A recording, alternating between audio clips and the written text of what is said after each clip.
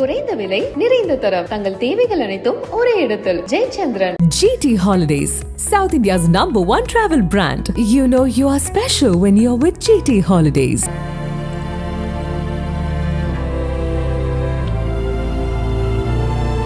வேலூர் மாவட்டம் அணைக்கட்டு தாலுகாவில் அமைந்துள்ளது வேப்பங்குப்பம் ஊராட்சி. இங்குள்ள விநாயகபுரம் பகுதியைச் சேர்ந்தவர் முத்துக்குமரன்.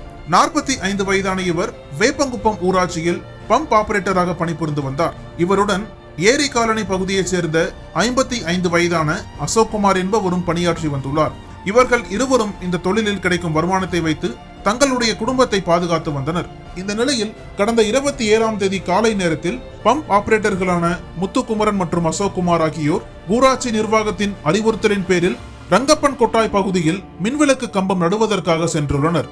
அப்போது இவர்கள் இருவரும் அந்த மின் கம்பத்தை தூக்கி நிறுத்தி கொண்டிருந்த போது எதிர்பாராத விதமாக மேலே உள்ள மின்சார ஒயர்கள் இரும்பு கம்பிகள் மீது உரசியுள்ளது. இதற்கு அடுத்த நிமிடம் முத்துக்குமார் மற்றும் அசோக்குமார் ஆகியோர் மீது மின்சாரம் தாக்கியுள்ளது. இதை பார்த்து அதிர்ச்சியடைந்த அக்கம்பக்கத்தினர் அவர்களை காப்பாற்ற முயன்ற போது மின்சாரம் தாக்கியதில் முத்துக்குமரனும் அசோக்குமாரும் அங்கிருந்து தூக்கி வீசப்பட்டு சம்பவ இடத்திலேயே பரிதாபமாக உயிரிழந்தனர்.